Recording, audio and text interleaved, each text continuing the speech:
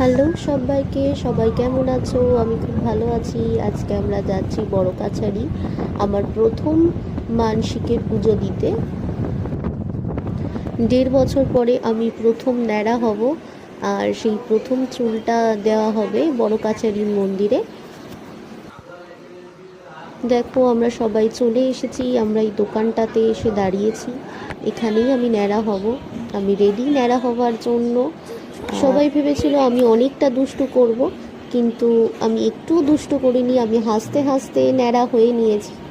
তো দেখো আমি কিভাবে ন্যাড়া হলাম।